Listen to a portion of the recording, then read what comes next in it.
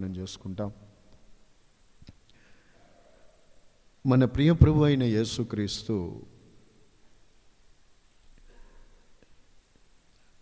ఈ భూమి మీద ఆయన సశరీరుడిగా ఆయన సంచరించిన దినాల్లో ఎన్నో ఎన్నో సూచక్రియలు, అద్భుతాలు, మహత్కార్యాలు ప్రభు చేశారు. మీకు తెలుసు. కొన్నిసార్లు మన ప్రభు ఆకాశము తట్టు కన్నులెత్తేవారు.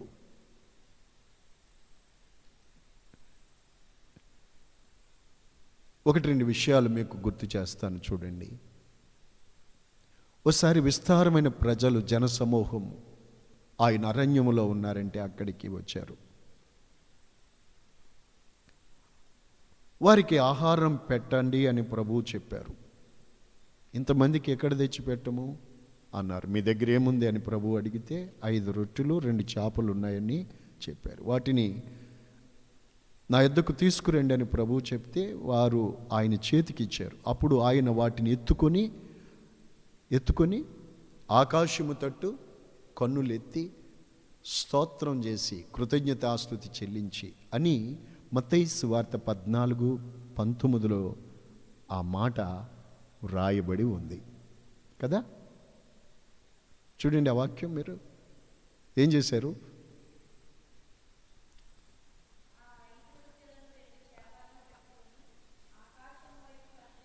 అదిగో ఆకాశం వైపు చూశారు, ఆకాశం వైపు కన్నులెత్తి, కిందేముందంటే స్తోత్రము చేసి అని ఉంది. అలాగే ఇంకొక మాట మనం యోహాను సువార్త 11వ అధ్యాయం 41వ వచనంలోకి వెళ్తే,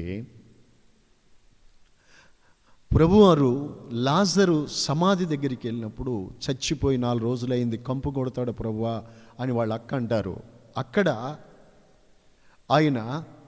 అక్కడ కూడా ఇలాగా ఆయన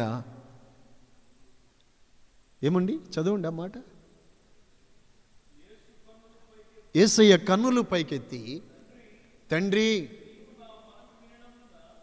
చూశారండి, యేసయ్య కన్నులు పైకెత్తారు. యేసయ్య కన్నులు పైకెత్తి ఆయన స్తోత్రము చేసినని, తండ్రి అని తండ్రికి ఆయన మనవి చేసినని ఈ మాటలు మనం దేవుని వాక్యంలో చూస్తున్నాం. ప్రైజ్ ద లార్డ్, హల్లెలూయా. ఈ కన్నులు పైకెత్తడం అనేది మన ప్రభువులో నుండి మనం నేర్చుకోవాలి. స్తోత్రం, స్తోత్రం. ఒకసారి యేసు ప్రభు వారు ఆయన ప్రజలు ఆపదలో ఉంటే, శిష్యులు సముద్రంలో దోణిలో ప్రయాణం చేస్తున్నప్పుడు ఆయనే వాళ్ళని ఎరిగి, వాళ్ళ కష్టము ఆయన చూచి వారి దగ్గరికి ఆయనే సముద్రం మీద నడుచుకుంటూ వస్తారు. వచ్చినప్పుడు వారేమో దూరాన్ని నుండి చూసి భూతమేమో అనుకొని భయం చెందుతారు. నేనే, ధైర్యం తెచ్చుకోండి అని ప్రభు దగ్గరకు అంటూ వారికి చెప్తారు. చెప్పినప్పుడు పేతురు అన్నారు, నీవే అయితే ప్రభువా, నేను నీ యొద్దకు వచ్చున్నట్లు. ఆ మాట మీరు గమనించండి. మత్తయి సువార్త 14వ అధ్యాయంలోనే ఆ మాట ఉంటుంది. నేను నీ యొద్దకు వచ్చినట్లు సెలవిమ్మంటారు. ప్రభు అన్నారు రమ్మని. అప్పుడు యేసు వైపుకు, యేసునొద్దకు వెళ్ళడానికి సముద్రం మీద ఆయన నడిచి వస్తారు. ఇతను దోణి దిగి యేసు వైపు చూస్తూ ముందుకెళ్తాడు. ఈ లోపల కాసేపటికి పరిస్థితి మారిపోయి గాలి వేస్తూ ఉంది. అప్పుడు ఈ పేతురు యేసు నొద్దకు వెళ్ళడానికి కదండి బయలుదేరింది. యేసు నొద్దకు, ఎందుకు? యేసు నొద్దకు వెళ్ళుటకు బయలుదేరారు. ఉద్దేశం అది, యేసు నొద్దకు వెళ్ళాలని. యేసు నొద్దకు వెళ్ళాలని.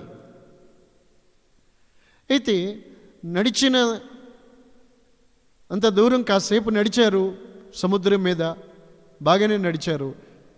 కాసేపటికి ఈ గాలిని చూచినప్పుడు ఏమైంది? భయము పుట్టింది. గాలిని చూచినప్పుడు ఆయనకి భయము పుట్టింది.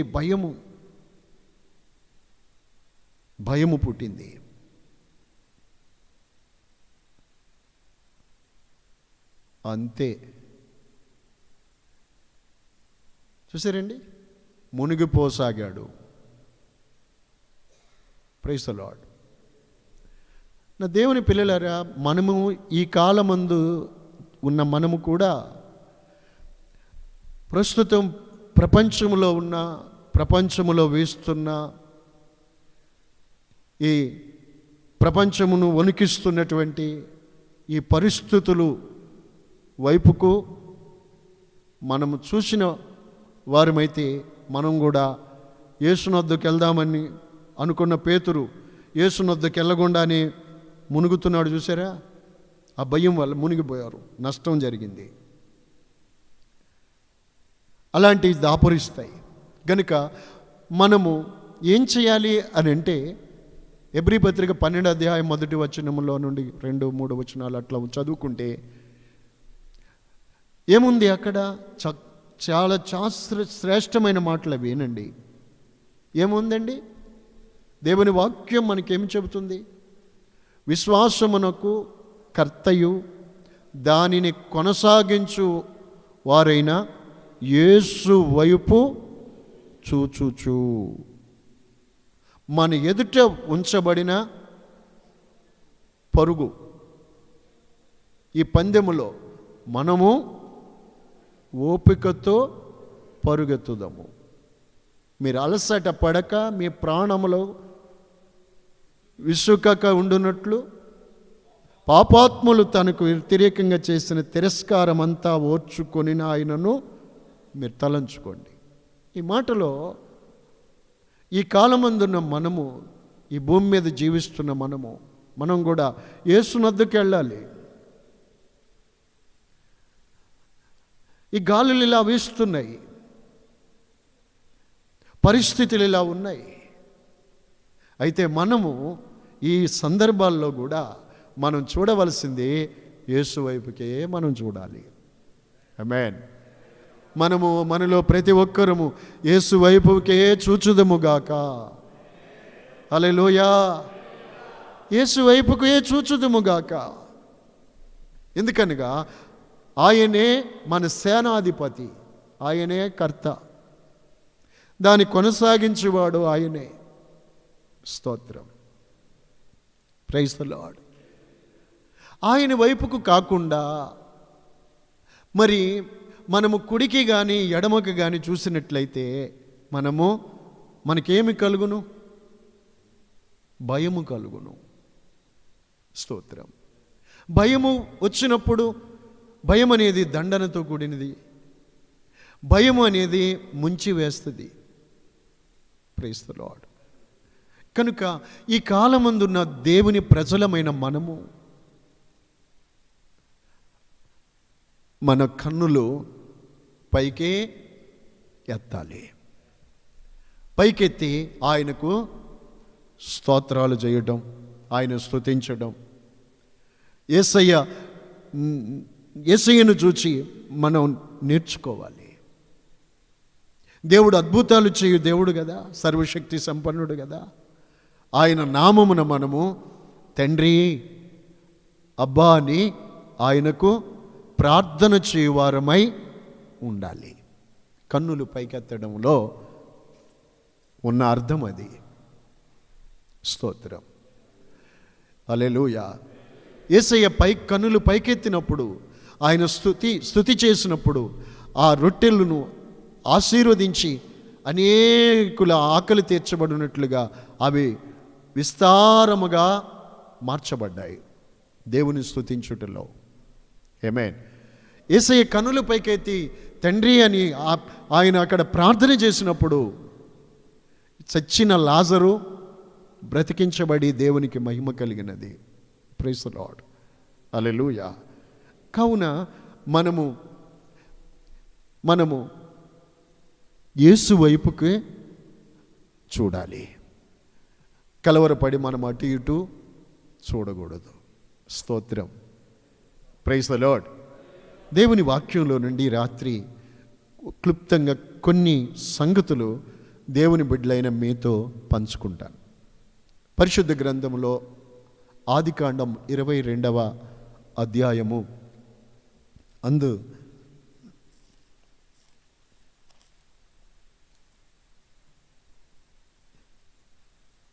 ఈ 22వ అధ్యాయంలో అబ్రహామును దేవుడు తన కుమారుడైనటువంటి, తనకు ఏకైక కుమారుడు, అబ్రహాము యొక్క ఏకైక కుమారుడైన ఇస్సాకును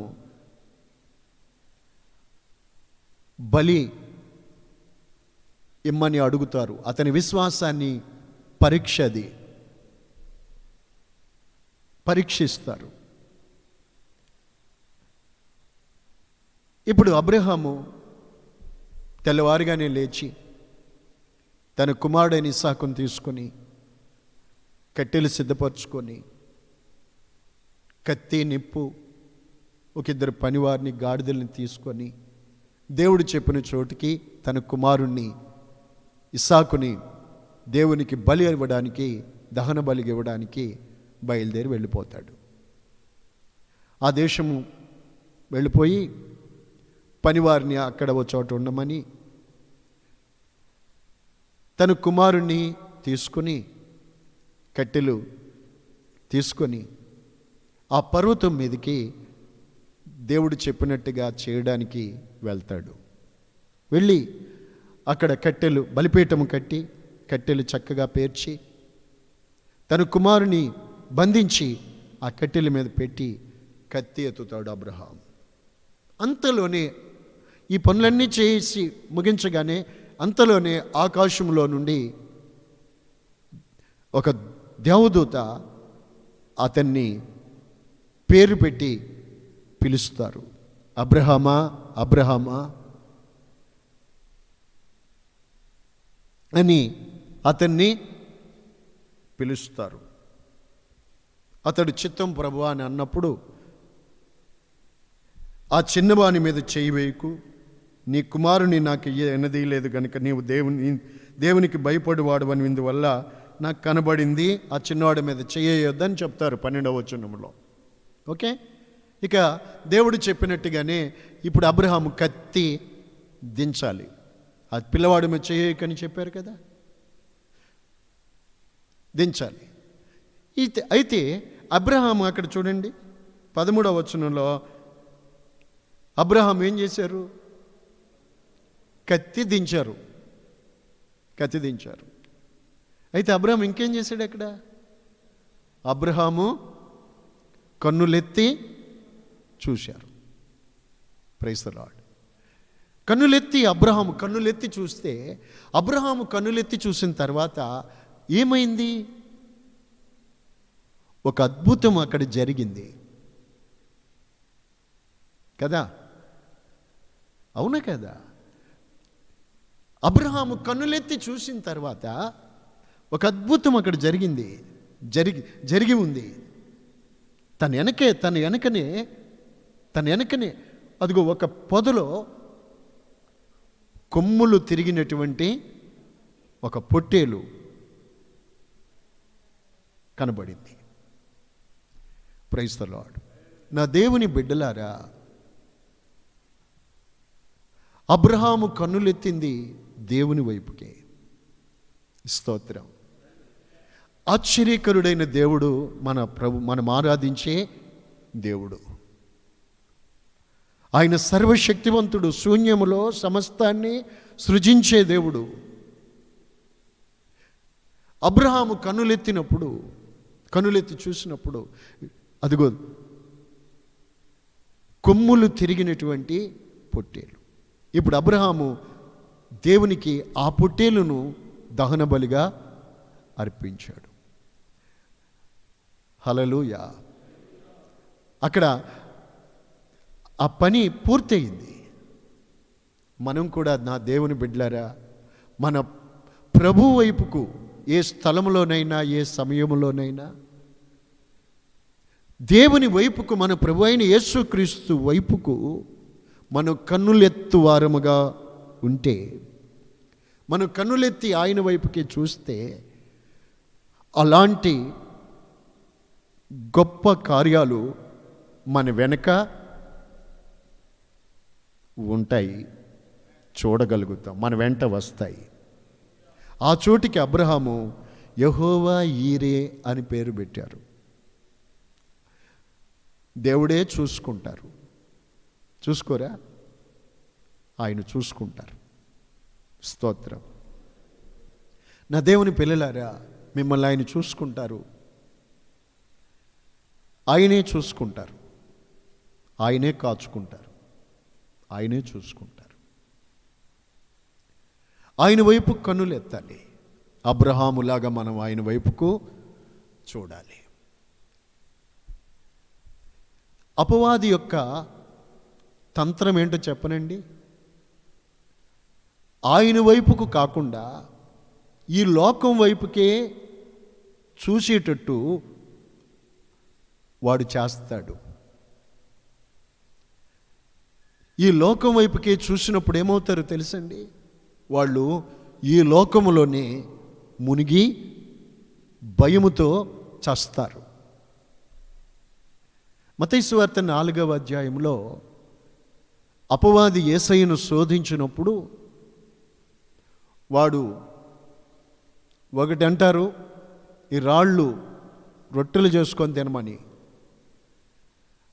యేసయ్య అన్నారు, మనుష్యుడు రొట్టె వల్ల కాదు, దేవుని నోట నుండి వచ్చే ప్రతి మాట వల్ల బ్రతుకుతాడు అని. ఆమేన్. దేనివల్ల బ్రతుకుతారు? ఒకవేళ శారీరకంగా కొంతమంది బ్రతుకుండొచ్చు, కానీ వాక్యము లేకపోతే వారు ఆత్మీయంగా చచ్చిన స్థితిలో ఉంటారు.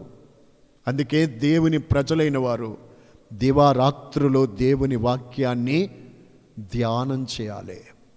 వాక్యము నీ ఆత్మకు ఆహారం. వాక్యము మన పాదాలకు దీపం, త్రోవకు వెలుగు. ఆ వాక్యానికే నువ్వు దూరమైతే నీ బ్రతుకు అంధకారం.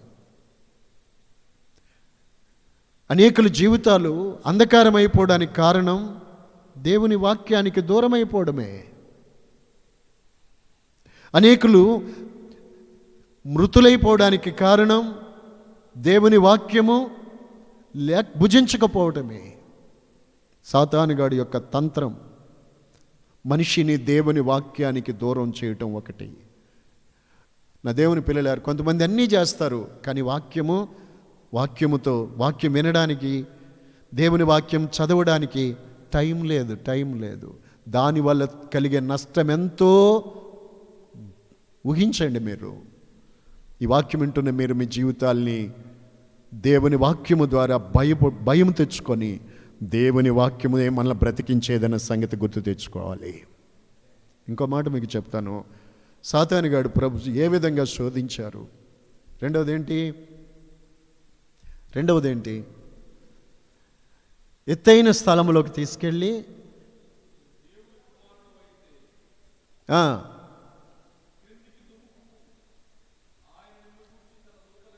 దేవునిని శోధించవలదని అపవాదికి ఆయన ఆజ్ఞాపించాడు.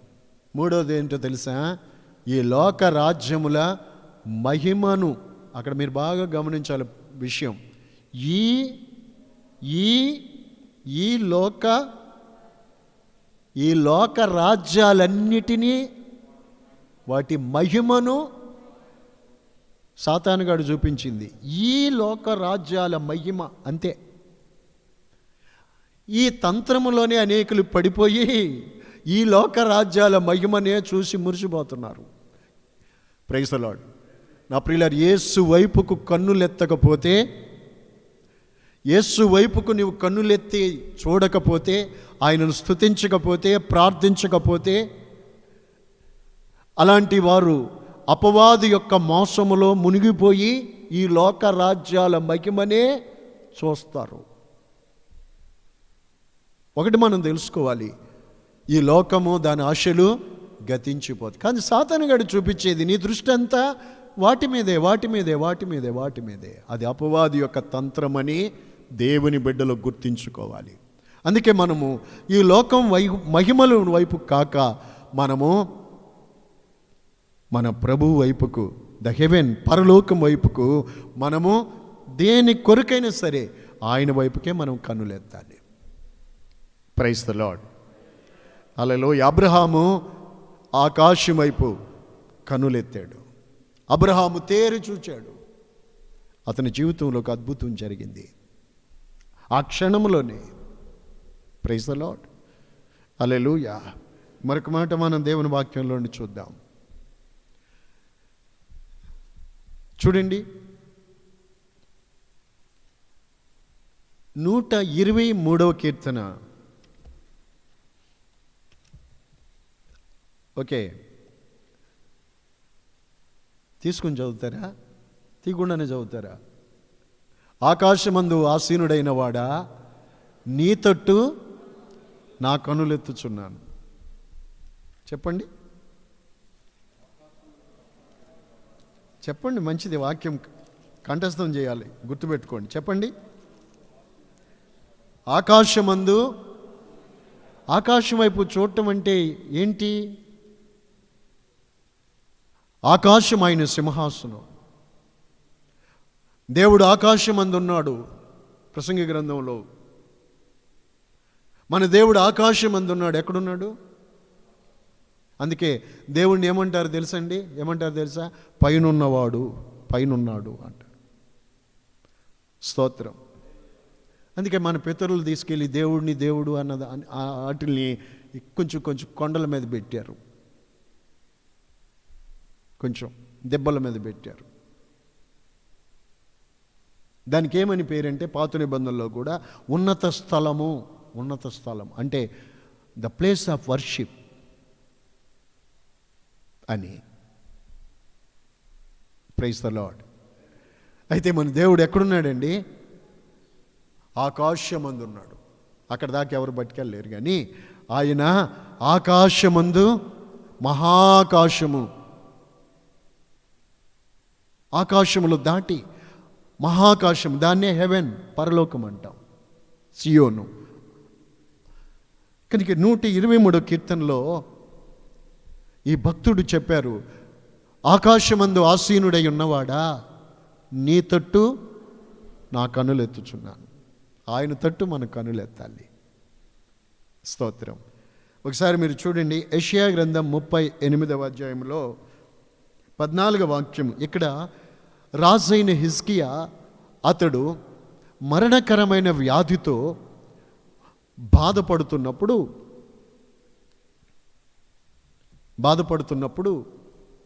ప్రవక్త వచ్చి నువ్వు చనిపోతావు అని కూడా చెప్పారు. అయినా ఆయన గారు, దేవా, యథార్థ హృదయుడనై నీ సన్నిధిలో నేను ఎట్లు నడుచుకున్నానో కృపతో జ్ఞాపకం చేసుకోమని అంటూ ప్రారంభించి ఆ దేవునిని వేడుకుంటాడు. దేవుడు అతని జీవితంలో అద్భుతం చేశారు. 15 సంవత్సరాలు అతని ఆయుష్ను పొడిగించారు. స్వస్థత దేవుడు చేశారు. అతడు తిరిగి బాగుపడిన తర్వాత, ఆరోగ్యం పొందిన తర్వాత కీర్తన రాశాడు. ఆ రాసిన కీర్తనే ఈ యెషయా గ్రంథము 38వ అధ్యాయంలో ఉంది.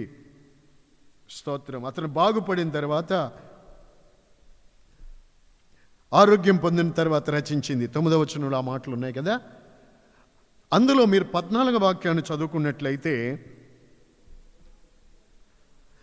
చూడండి, మంగళకెత్తి పిట్టవలెను, ఓదె కొరుకు వలెను నేను కిచకిచలాడి తిని, గువ్వవలే మూల్గి తిని. వ్యాధిలో ఉన్న వ్యక్తి ఏం చేస్తాడు? మూలుగుతాడు.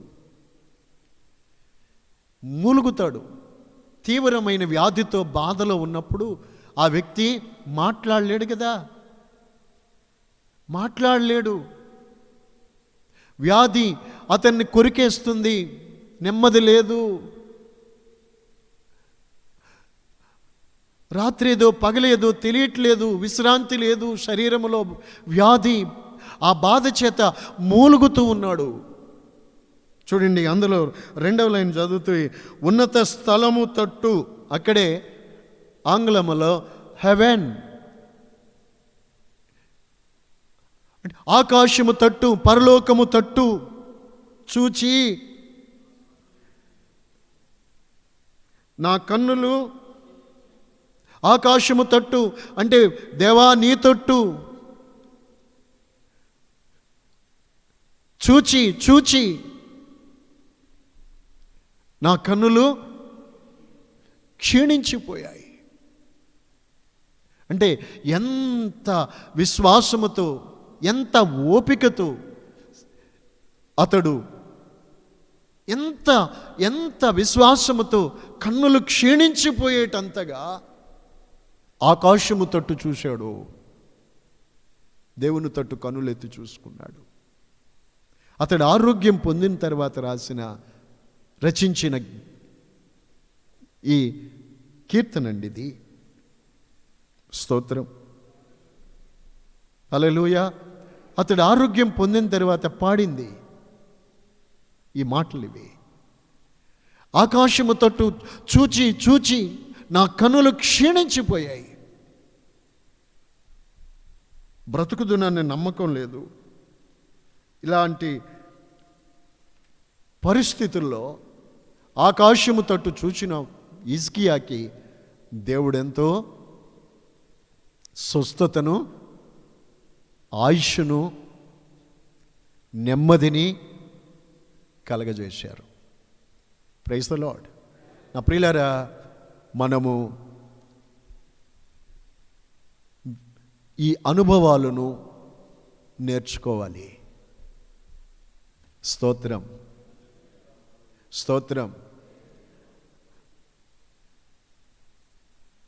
ఆయన తట్టు చూడాలి. ఆయన తట్టు మన కనులు ఎత్తుకోవాలి.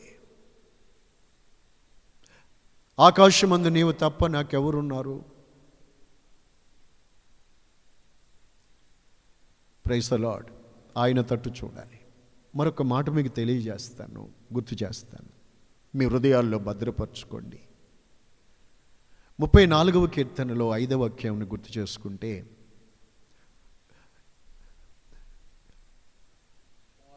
వారు ఆయన తట్టు చూడగా వారికి వెలుగు కలిగింది,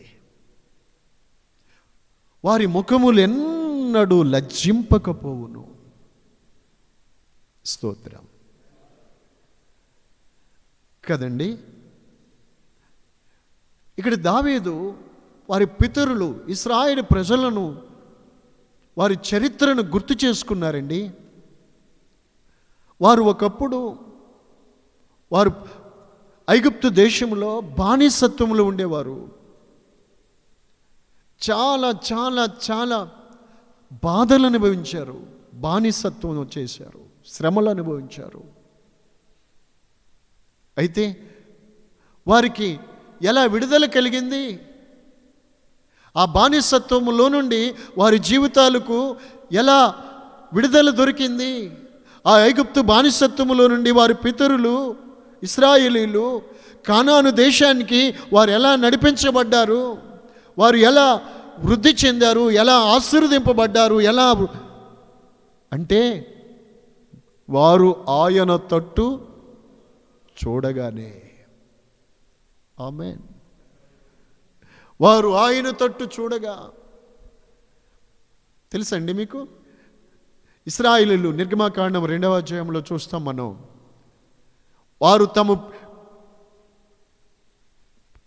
వారు తమ వెట్టి చాకిరీలను బట్టి, తమ కష్టములను బట్టి నిట్టూర్పులు విడుచుచు వారు దేవునికి మొరపెట్టారు. 23వ వచనం అనుకుంటా. వారు పడుతున్న పాట్లు, వారి కష్టము, వారి బాధ,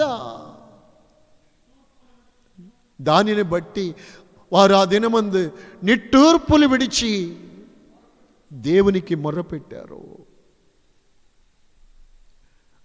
దానిని ఇక్కడ దావీదు గుర్తు చేశారండి. వారు నీ తట్టు చూడగా వారికి వెలుగు కలిగింది. హల్లెలూయా.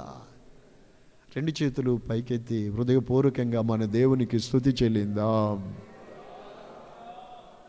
ఈ రోజున వాక్యం వింటున్న నా సహోదరి సహోదరులారా, ఈ రోజున మన జీవితాల్లో కూడా పాపపు బంధకాల్లో, పాపాంధకారములో, దరిద్ర స్థితిలో దిగజారిపోయిన, అణగారిపోయిన, కృషించి నశించిపోయి వేసారిపోయి మన కన్నీటి బ్రతుకులు ఈ రోజున ఇలా మార్చబడ్డానికి కారణం ఏమండి? ఆయన తట్టు చూడబట్టే. ఆయన తట్టు చూడగా వారికి వెలుగు కలిగింది. స్తోత్రం. Praise the Lord. వెలుగు అనగా రక్షణ. Praise the Lord. విముక్తి, విమోచన,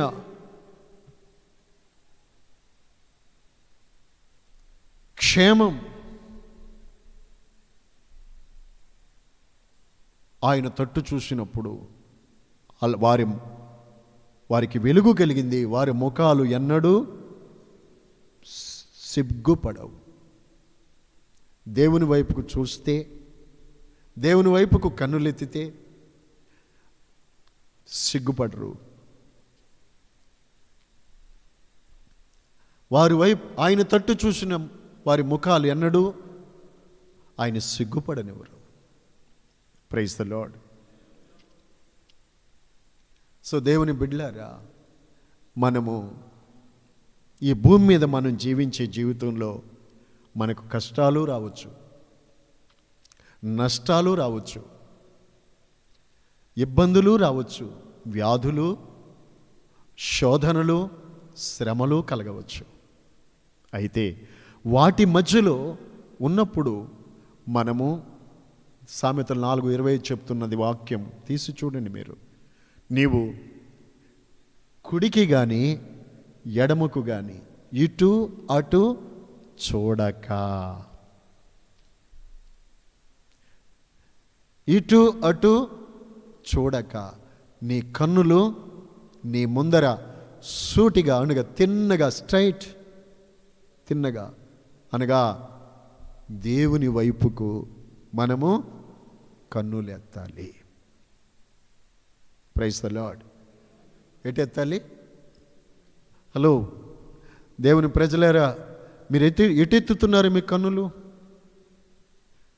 ఎటు చూస్తున్నారు?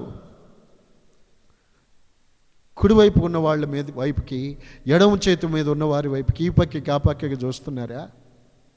మీరు సిగ్గుపడతారు. అలా చేస్తే, ఆకాశం వైపు కన్నులెత్తితే మాత్రం మీరు ఎన్నడూ సిగ్గుపడరు.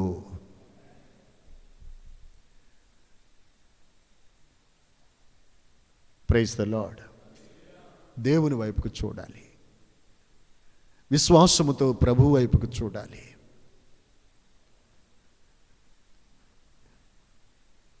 అయ్యా, మేము ఈ పరిస్థితుల్లో ఉన్నాం, మాకు విడుదల కలగచేయండి. దేవునికి ప్రార్థించండి. Praise the lord.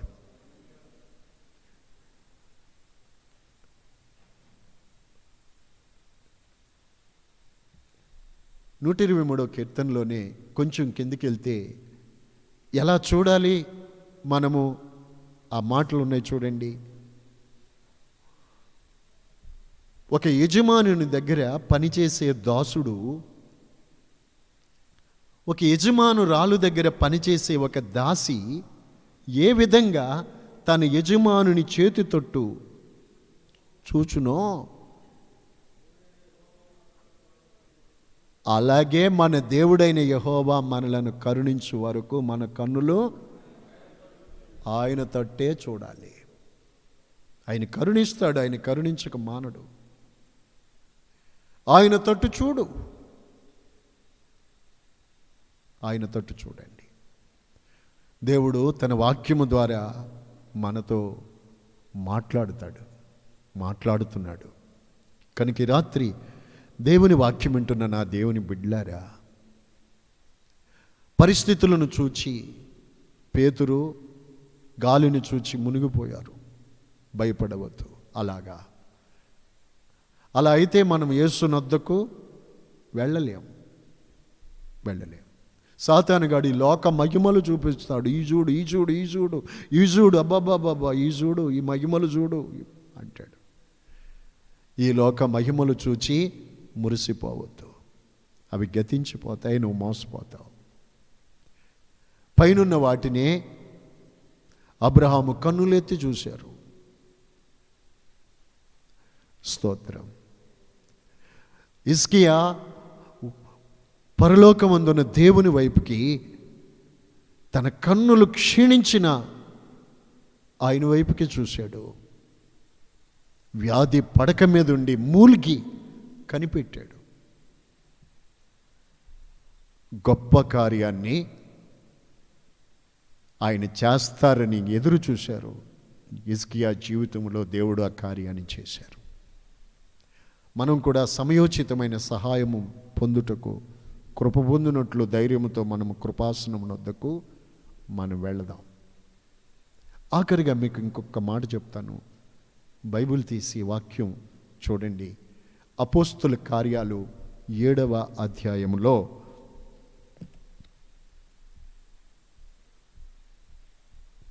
54, 55 మీరు గమనించినట్లయితే అక్కడ స్తెఫను ఆ ప్రజలకి దేవుని వాక్యాన్ని మాట్లాడుతున్నారు, వాక్యాన్ని చెబుతున్నారు వారికి. ఆ ప్రజలంతా దేవుని మాటలు విని కోపంతో అతని మీద మండిపడ్డారు. అతన్ని చూచి పొళ్ళు కొరికారు.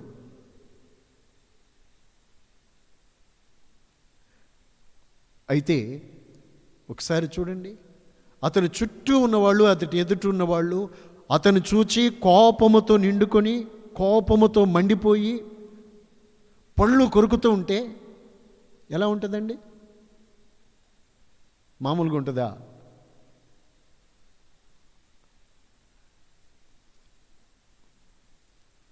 అయితే అదే సమయంలో స్తెఫెను పరిశుద్ధాత్మతో నిండి కొనిన వాడై ఆకాశం వైపు తేరి చూచాడు.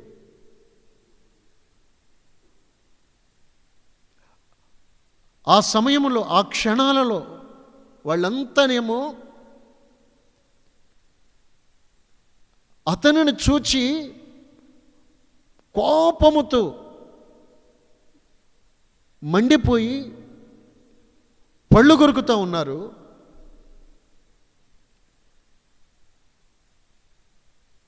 అయితే పరిశుద్ధాత్మతో నిండుకొనిన స్తెఫను భక్తుడు ఆకాశం వైపు తేరి చూస్తున్నాడు. ఆహా!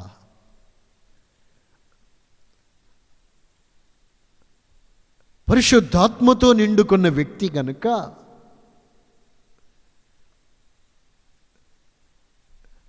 అది ఆత్మ నడిపించే విధానం.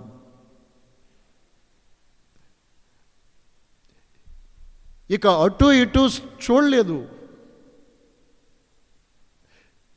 భయపడను లేదు.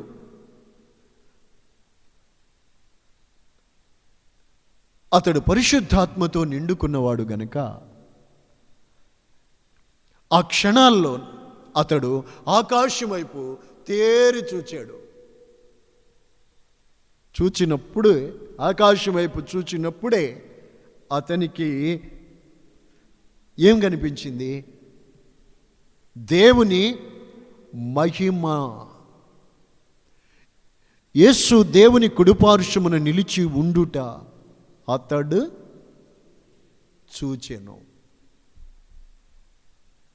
ఈ వాక్యం మీరు హృదయపూర్వకంగా విని గ్రహించిన వాళ్ళైతే చాలా చాలా మీరు ఆనందిస్తారు, సంతోషిస్తారు. ఆ అనుభూతిని మీరు పొందుతారు. Praise the lord.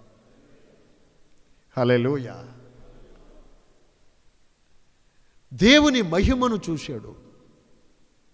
మనమంతా పరలోకం పోయాక చూస్తాం దేవుని మహిమని. కానీ పరిశుద్ధాత్మతో నిండుకున్న వ్యక్తి తన విరోధులందరూ కోపంతో మండిపడిపోయి పళ్ళు కొరుకుతూ ఉంటే రాళ్ళు తీసుకొని అతను చంపడానికి సమీపిస్తున్నప్పుడు పరిశుద్ధాత్మతో నిండుకొని దేవుని మహిమను ఆకాశం వైపు తేరి చూచి దేవుని మహిమను చూశాడు. మీకు చెప్పవచ్చు, మీరు మనము యేసయ్యను చూచుటకు పేతురులాగా యేసునొద్దకు వెళ్ళుటకు వెళ్ళాక చూస్తాం మనం దేవుని మహిమని. ఆయనను ఉన్నట్టుగానే ముఖాముఖిగా ఆయనను చూస్తాం అప్పుడు. హల్లెలూయా. కానీ అంతటి అనుభవాన్ని స్తెఫను ఆత్మపూర్ణుడై భూమి మీదనే ఉండి చూడగలిగాడు. నా ప్రియులారా, పరోక్షముగా ఇప్పుడు నీవు కష్టములో, శ్రమలో, శోధనలో ఉన్నప్పుడు కూడా ఆకాశం వైపు చూచిన పరిశుద్ధాత్మతో నిండుకొని స్తెఫను వలె ప్రభు వైపుకు, ఆకాశం వైపుకు, దేవుని వైపుకు చూచినప్పుడు మనము దేవుని మహిమను మనం ఖచ్చితంగా అలాగా మనము చూడగలుగుతాము. Praise the Lord. ఆయన మహిమను మనము చూస్తాం, మహిమను చూస్తాం. నమ్మితే నువ్వు దేవుని మహిమ చూస్తావని యేసయ్య చెప్పారు కదా. అలాగా దేవుని మహిమను మనము ఆయన వైపుకు చూసినప్పుడు దేవుని మహిమను మీరు చూడగలుగుతారు. Praise the Lord. కనుక విశ్వాసులమైన మన జీవితాల్లో, దేవుని ప్రజలమైన మన జీవితాల్లో, ఈ భూమి మీద కడవరి దినాల్లో ఉన్న దేవుని ప్రజలేరా, ఈ మాటలు మనకెంతో అవసరం.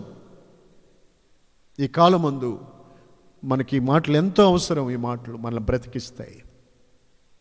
కాబట్టి అటు ఇటు చూడకూడదు. అటు ఇటు చూస్తే అధైర్యం వస్తుంది.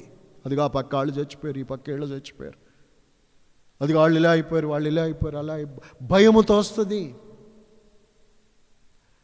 కలవరాలు పుడతాయి, అవిశ్వాసం కలుగుతుంది. అటు ఇటు చూడొద్దు, నీ ముందర సూటిగా చూడు. స్తోత్రం. హల్లెలూయా. యేసయ్య వలె ఆయనను స్తుతించుట, ప్రార్థించుట ప్రతి విశ్వాసి మనము మన ప్రియ ప్రభువు నుండి మనం నేర్చుకోవాల్సిన అతి ప్రాముఖ్యమైన అనుభవాలు, అతి శ్రేష్టమైన అనుభవాలు. దేవునిని స్తుతించడం, ఆకాశం వైపు చూచి ఆయనను స్తుతించడము, ఆకాశం వైపు చూచి ప్రార్థించడము మనకు చాలా ప్రాముఖ్యమైనటువంటి అనుభవాలు. అవి లేకపోతే, అవి లేని వ్యక్తులు అపవాది యొక్క మోసములో చిక్కుకుపోయి ఈ లోక మహిమలను చూచి మురిసిపోయి మోసపోయి దేవుని మహిమను కోల్పోయేటువంటి ప్రమాదంలో పడతారు. సాతానుగాడు ఎప్పుడు ఈ లోక మహిమలే చూపిస్తూ ఉంటాడు. కొంతమంది, ఒకసారి నేను చూశాను, ఎవరో చనిపోతే మన మందిరానికి వచ్చి, అమ్మగారు సమాధుల తోటలోకి వెళ్ళాం సమాధి చేయడానికి. ఆమె తాలూకు వారు, దేవుణ్ణి ఎరగని వారు వాళ్ళు అక్కడికి వచ్చారు.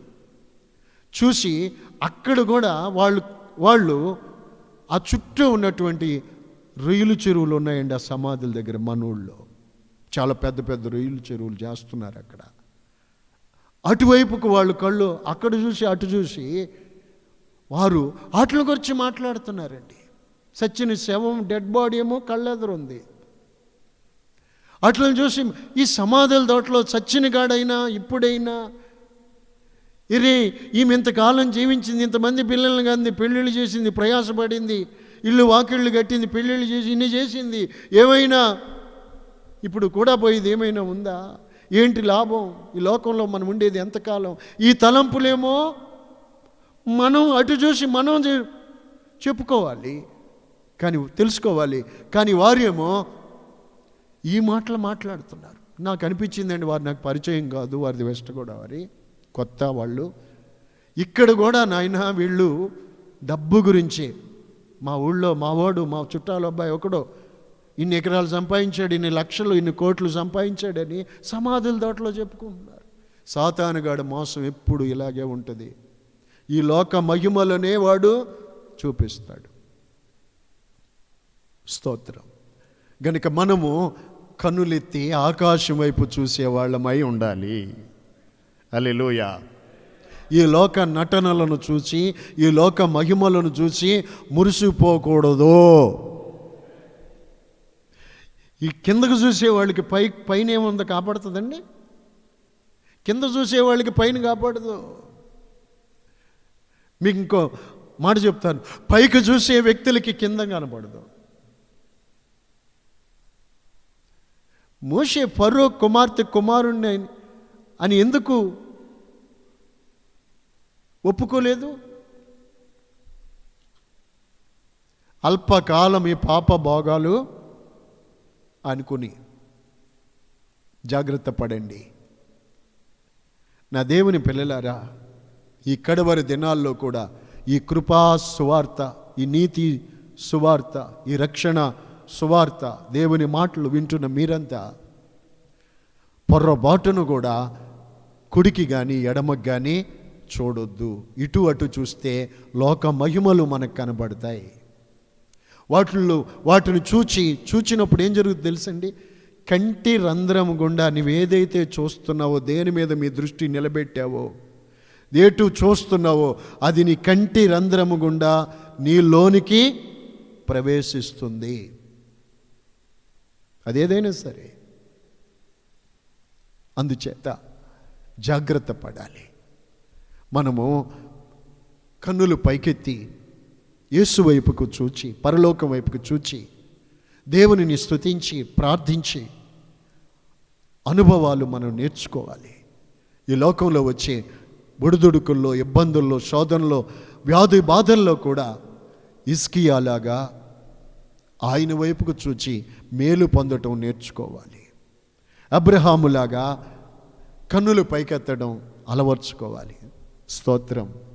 దాసి యజమానురాలు చేతితోటే చూచినట్టు మనము నేర్చుకోవాలి. స్తోత్రం. దేవునికి మొర్రపెట్టి విడుదల పొందారే, అలాగున మనము ఆయన తట్టు చూచేవారుగా ఉండాలి. మనుషుల తట్టు కాదు, చుట్టాల చుట్టూ, ఆ బంధువుల చుట్టూ, స్నేహితుల చుట్టూ, వారి తట్టు వీళ్ళ తట్టు చూడడం కాదు, దేవుని తట్టు కన్నులెత్తాలి. స్తోత్రం. మనుషుల తట్టు కాదు, దేవుని తట్టు కన్నులెత్తాలి. Praise the lord. హల్లెలూయా. వారు ఆయన తట్టు చూసి వారికి వెలుగు కలిగింది. వారి ముఖాలు ఎన్నడూ సిగ్గుపడవు.